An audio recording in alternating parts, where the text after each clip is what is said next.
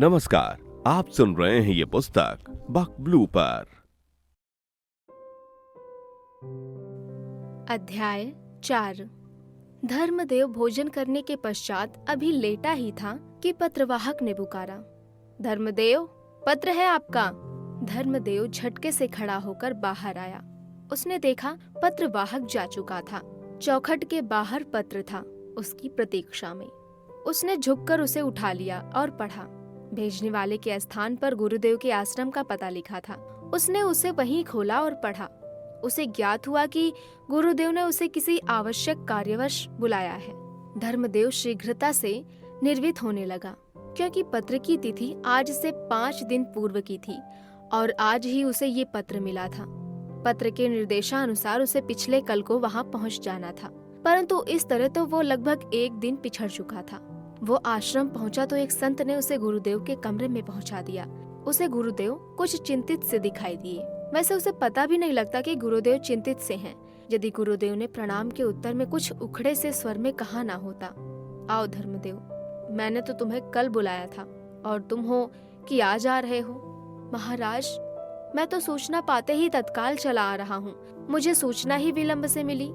ये देखिए, कहकर धर्मदेव ने अपनी जेब से पत्र निकालकर गुरुदेव के समक्ष रख दिया। गुरुदेव ने पत्र के ऊपर के लिफाफे पर लगी डाक मुहर को बड़े ध्यान से देखा और आज ही की तिथि अंकित देखकर अनमने भाव से उसको एक ओर सरका दिया। धर्मदेव को बैठने का संकेत कर वो बोले, बेटा, बात कुछ ऐसी है कि कलयुग अपने क्रूर पंजों का कवास सारे संसार पर निरंतर कसता ही जा रहा है। बेचारा जीव निर्बोध होने के कारण उसके चंगुल में फंसता ही जा रहा है। समय की पुकार है कि इस संसार से अंधकार हरने के लिए धर्म का प्रचार प्रसार हो और इसके आवश्यक है ज्ञान का प्रचार हो। इसके लिए प्रयत्न का ऐसा दीपक जलाना होगा जो सारे संसार को आलोकमय कर दे। कल इसी विषय पर बातचीत हुई थी। उसके पश्चात जो महत्वपूर्ण निर्णय लिए गए थे वे ये थे। प्रथम, एक ऐसे पाक्षिक पत्र का प्रकाशन किया जाए जिसके माध्यम से अपने पंथ के विषय में जनता को ज्ञान कराया जाए। द्वितीय, एक धर्मार्थ औषधालय व चिकित्सालय की स्थापना की जाए जिसमें निम्न वर्गीय एवं मध्यम निम्न वर्गीय जनता को निःशुल्क चिकित्सा मिले।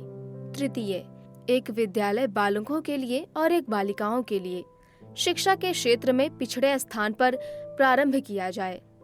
चतुर्थ, एक अनाथालय की स्थापना की जाए। इस अनाथालय को 2 भागों में विभक्त किया जाए। एक भाग में अनाथ बच्चों को आश्रम दिया जाए तो दूसरे भाग में विधवाओं व निराश्रित स्त्रियों के रहने का प्रबंध किया जाए। पंचम, एक बड़े से फार्म का निर्माण जिसका आधा भाग गौशाला के रूप में और आधे से अन्न उत्पादन व चारा उगाकर उन पशुओं के खिलाने के काम में लाया जाए। षष्टम और अंतिम, गंगा के पवित्र तट पर एक अच्छे से विशाल सत्संग भवन का निर्माण जिससे कि संगत को सत्संग आदि करने में सुविधा हो। किसी अन्य प्रकार के आयोजन जैसे गुरु पूर्णिमा आदि के मनाने में किसी भी प्रकार की कठिनाई न हो। इस प्रकार का प्रयत्नों को साकार करने के लिए आवश्यकता है धन की, अर्थ प्राप्ति में। वैसे तो किसी प्रकार की कोई कठिनाई नहीं, परंतु हमारी ऐसी इच्छा है कि इस प्रकार के कार्यों में धनिकों का अपवित्र धन न लगे। निम्न वर्गीय एवं मध्यम वर्गीय जनता के पुनीत धन का ही इस हेतु सदुपयोग किया जाए। इसका ये अर्थ भी मत लगा बैठना कि धनिकों में पुण्यात्मा कोई होता ही नहीं। सेठ झुंझुने वाले और लाला जौहरी मल, चांदी मल किसी पुण्यात्मा से कम नहीं है। ऐसे व्यक्तियों से हम भरसक सहयोग उतनी ही मात्रा में लेने को तत्पर हैं जितनी वे अपनी इच्छा से सामर्थ्य, श्रद्धा व सुविधा अनुसार दे सकें। हम साधारण जन से पूरी अपेक्षा करते हैं कि अधिक से अधिक जितना भी धन गुरु चरणों में धर्म की सेवा के लिए अर्पण कर सकें, बिना किसी झिझक के पूरे उत्साह के साथ अर्पण करें। इसके लिए हमने धन प्राप्ति की रसीदें छपवा ली हैं। ये रसीदें कोषाध्यक्ष से प्राप्त की जा सकती हैं। इन्हीं के द्वारा एकत्रित धन को उपयुक्त 6 सूची योजना को क्रियान्वित किया जाएगा। हमने जो तुम्हें यहाँ बुलाया है उसके पीछे पहला कारण तो ये है कि तुम स्वयं अपनी सामर्थ्यानुसार दान दो। दूसरा कारण ये है कि धन संग्रह के संबंध में प्रचार करो और अपना सक्रिय योगदान दो। धर्मदेव, जो इतनी देर से मूर्तिवत गुरुदेव की बातें बड़े ध्यान से सुन रहा था, गुरुदेव से बोला, गुरुदेव, आपने जो इतना बड़ा काम अपने हाथ में लिया है वो प्रशंसनीय होने के साथ साथ वंदनीय भी है, लेकिन एक बात समझ में नहीं आई कि आपको इन सब झमेलों में पड़ने की क्या आवश्यकता रह गई। आप जैसी आध्यात्मिक मूर्ति को तो केवल अध्यात्म से ही सरोकार होना चाहिए। गुरुदेव के मुखमंडल से चिंता के बादल छट चुके थे। वे बैठने की मुद्रा को परिवर्तित करते हुए बोले, बेटा, आध्यात्मिक शांति से पूर्व सांसारिक और भौतिक शांति की आवश्यकता है। जब शरीर ही कष्ट भोग रहा है तो चित्त को शांति की कैसी प्राप्ति होगी? जब चित्त शांत नहीं होगा तो चित्त वृत्तियां इधर उधर भटकेंगी। ऐसी अवस्था में इंद्रिय निग्रह संभव होगा तो फिर आवश्यक रूप से चिंतन मनन व भजन में भी विघ्न उत्पन्न होगा। इस प्रकार गुरुलोक को प्राप्त करने का जो हमारा उद्देश्य है वो असफल होगा। इसके साथ साथ ही हम लोग जो पृथ्वी पर आए हैं, जीव को केवल आध्यात्मिक मुक्ति देने के लिए नहीं आए, बल्कि जीव को सांसारिक कष्टों से भी उबारने के लिए आए हैं। अतः ये सभी कार्यक्रम इसी उद्देश्य की पूर्ति हेतु ही निर्धारित किए गए हैं। धन्य हो गुरुदेव। धर्मदेव ने हाथ जोड़ते हुए कहा, यदि आप जैसी मूर्तियां संसार में ना अवतरित हों तो हम जैसे नारकीय कीटों का उद्धार कैसे संभव है? नहीं धर्मदेव, हम तो निमित्त मात्र हैं। हम भी किसी की आज्ञा का पालन ही कर रहे हैं। हम भी किसी के प्रतिनिधि ही हैं। इसी प्रकार तुम्हारी भी यही स्थिति है। अंतर केवल इतना है कि हम उसे जानते हैं, हमने उसे देखा है, और तुम अनभिज्ञ हो। जब तुम उसे जान जाओगे तो स्वयं भी उसके ही स्वरूप हो जाओगे। फिर तुम में और उसमें, अर्थात तुम में और मुझ में भी भेद नहीं रह जाएगा। फिर सारा संसार ही तुम्हारा अपना हो जाएगा। तुम्हारा हृदय फिर संकुचित न होकर विशाल बन जाएगा। अयम निजः परावेति गणना लघु चेतसाम उदाचरिता नाम तु वसुवैद्य ही कुटुम्बकम। ये रहस्य से अवगत हो जाओगे। इस सब के लिए आवश्यक है जीव मात्र की सेवा, और जीव मात्र की सेवा के लिए आवश्यक है वे सभी पग कार्यान्वित करना जो हमने 6 सूची कार्यक्रम के अंतर्गत सुनिश्चित कर रखे हैं। तो गुरुदेव, मेरे लिए क्या आज्ञा है? धर्मदेव ने विनती स्वर से पूछा। वो तो हमने तुम्हें पहले ही संकेत कर दिया था कि हम तुमसे धन संग्रह में सहयोग चाहते हैं। उन्होंने पास ही पड़े हुए कुछ प्रकाशित हैंड बिल्स उठाकर धर्मदेव को देते हुए कहा, इनको पढ़ लेना। संगत के नाम से हमने एक अनुरोध प्रकाशित कराया है। इसके माध्यम से हमने जनता से अपील की है कि वो इस सद कार्य में अपना प्रति संभव सहयोग दें। इस कार्य में हम जनता से किसी भी प्रकार का भेदभाव नहीं करना चाहते हैं। जो सत्संगी हैं उनसे भी और जो नहीं हैं उनसे भी ये अपेक्षा है कि समाज की सेवा के लिए वे श्रद्धा पूर्वक जी खोलकर दान दें। जो तुमसे सत्संगी हैं वे घर घर, गली गली, नगर नगर और गांव गांव से धन एकत्र कर परमार्थ का लाभ उठाएं। यथेच्छा भगवन, बंदा तो आपकी आज्ञा अनुसार प्रत्येक कार्य करने को तत्पर है। इस प्रकार के महायज्ञ में इस प्रकार की आहुति देने का पुण्य यदि मुझे भी प्राप्त हो सकता हो तो इससे बड़ा अहोभाग्य मेरा और क्या हो सकता है। हमें तुमसे यही आशा थी धर्मदेव। तुम जैसे कर्मठ युवकों की सेवाओं से ही तो हमारा ये पंथ चंद्र कलाओं की भांति निरंतर प्रगति कर रहा है। तुम ये समझो, जो कुछ भी तुम्हारा अपना है वो केवल तुम्हारा ही नहीं अपितु सभी का है। इस प्रकार की भावनाएं यदि तुम्हारे मन में बैठ गई तो निश्चित जानो कि तुम्हारा कल्याण अवश्य संभावी है। गुरुदेव ने कहा। धर्मदेव ने कहा, गुरुदेव, अब तो हमारे पास अपना कहने के लिए कुछ भी अपना नहीं है।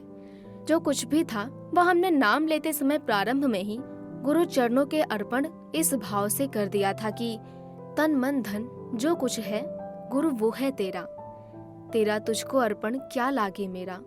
अब तो हमारी वही स्थिति हो गई है कि चीने अरब हमारा, हिंदुस्तान हमारा, रहने को घर नहीं है सारा जहां हमारा। अतः गुरुदेव, अपने आप अब शेष बचा है प्रयत्न, और उसके लिए मैं आपको विश्वास दिलाता हूँ कि आपके प्रयत्न में कोई भी ढील मैं कभी भी नहीं आने दूंगा। ये कहकर गुरुदेव के चरणों में धर्मदेव ने अपना सिर टेक दिया। गुरुदेव ने उसके सिर पर अपना वरद हस्त रख दिया और स्निग्ध वाणी से बोला, वत्स, तुम्हारा कल्याण हो। निर्भय होकर कर्म क्षेत्र में निकल पड़ो। सफलता असफलता का दायित्व व श्रेय मुझ पर छोड़ दो। जाओ, गुरु महाराज तुम्हारा कल्याण करें। धर्मदेव ने एक बार गुरुदेव को पुनः प्रणाम किया और चुपचाप शांति के साथ कमरे से बाहर निकल आया। मार्ग में चलते चलते उसने सोचा, गुरुदेव ने इस कार्य के लिए मुझे ही क्यों चुना? उसके पास बड़े बड़े संत एवं समाज सेवी हैं, क्या वे उनके काम नहीं आ सकते थे? अथवा उन पर गुरुदेव को विश्वास नहीं है? धन एकत्र करने जैसे गुरुतर कार्य को किसी विश्वास पात्र व्यक्ति के दायित्व पर ही छोड़ा जा सकता है। अविश्वासी व्यक्ति स्वयं तो लाभ उठा जाएगा, परंतु संगत को दुर्नाम कर देगा। इससे प्रयत्नशता ये हानि होगी कि जो व्यक्ति इस संगत में आस्था रखते हैं, उनका विश्वास खंडित हो जाएगा और फिर वे संगत की वास्तविक आवश्यकता के समय पर भी सहायता करने में हिचकिचाएंगे। तत्काल में ही उस वृद्धा की कही हुई बातें स्मरण हो आई, जिसने तत्काल लाभ की आशा से एक संत जी के कहने से 3000 रुपए नगद समर्पण इसलिए कर दिए थे कि उन्होंने उस वृद्धा को ये विश्वास दिलाया था कि उस जैसे ही 25 अन्य सत्संगियों के धन के द्वारा वे एक सामूहिक संस्था स्थापित करके एक ट्रक निकलवा लेंगे। उस ट्रक से जो भी उपार्जन होगा उसे सभी भागीदारों में बांटते रहेंगे और इस प्रकार बुढ़िया को न्यूनतम 100 रुपए प्रति मास की शुद्ध आय तो होती ही रहेगी। 2 वर्षों के पश्चात यदि वो चाहे तो अपना धन वापस ले सकती है। ऐसा भी उन्होंने उसे विश्वास दिलाया था। इस विश्वास की पुष्टि स्वयं गुरुदेव ने भी की थी और कहा था, यदि इसमें किसी भी प्रकार का धोखा आप लोगों के साथ होता है तो मैं विश्वास दिलाता हूँ कि चाहे किसी भी प्रकार से करना पड़े, मैं तुम्हारा सभी का एक एक पैसा अपने पास से चुका दूंगा, लेकिन संगत को कलंकित नहीं होने दूंगा। वृद्धा ने अपने आंचल से आंसू पोंछते हुए कहा, परंतु बेटा, बाद में किसी ने भी नहीं सुना कि वे संत जी कहाँ गए और उस ट्रक का क्या हुआ।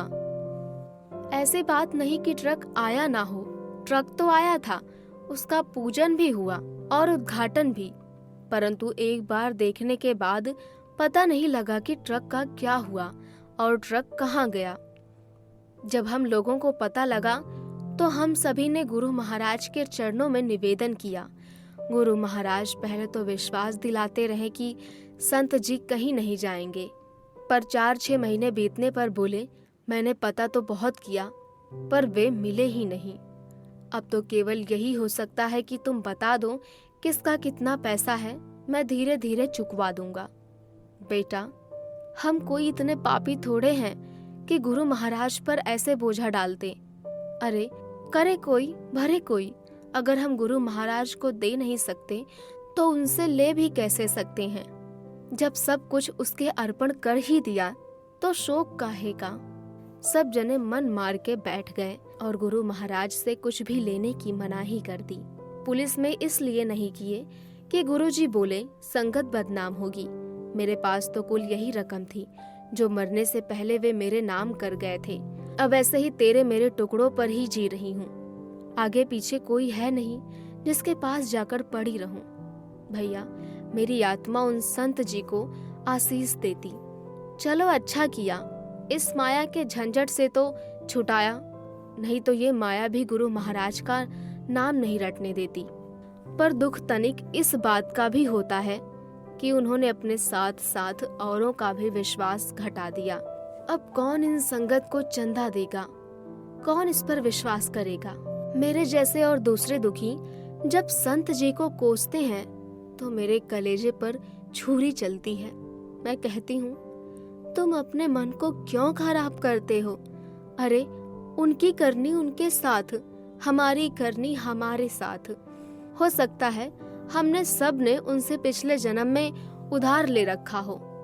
इस जन्म में उन्होंने हमसे अपना कर्जा वापस ले लिया, नहीं तो हमें कर्जा चुकाने को फिर से जन्म लेना पड़ता और हम ऐसे ही भाव बंधन में पड़े सड़ते रहते। और अब हम आसानी से मुक्त तो हो सकेंगे और गुरु लोक को प्राप्त कर सकेंगे। अब उसकी समझ में कुछ कुछ आने लगा था कि गुरुदेव ने पुराणों पर विश्वास क्यों नहीं किया और उसे अथवा उस जैसे नए व्यक्तियों को ही इस कार्य के लिए क्यों चुना। फिर उसे उस वृद्धा के सोचने के ढंग के प्रति श्रद्धा मिश्रित सहानुभूति भी हो आई। सहानुभूति इसलिए कि उस जैसी सरला के साथ भी कैसा छल किया गया, और छल भी एक ऐसे वर्ग के प्रतिनिधि द्वारा जिससे स्वप्न में भी इसकी आशा नहीं की जा सकती थी। श्रद्धा इसलिए कि छली जाने के पश्चात भी वृद्धा के मन में संत जी के प्रति कोई दुर्भावना नहीं थी। वो संत जी को आशीषें ही दे रही थी और इस छल में भी एक आध्यात्मिक कारण ढूंढकर मानकर आत्मसंतोष कर बैठी थी। अभी आप सुन रहे थे ये पुस्तक बक ब्लू पर। आपको ये किताब कैसी लगी कमेंट में हमें जरूर बताएं। साथ ही स्क्रीन पर दिए गए सभी प्लेटफॉर्म्स पर हमको फॉलो करना ना भूलें। धन्यवाद।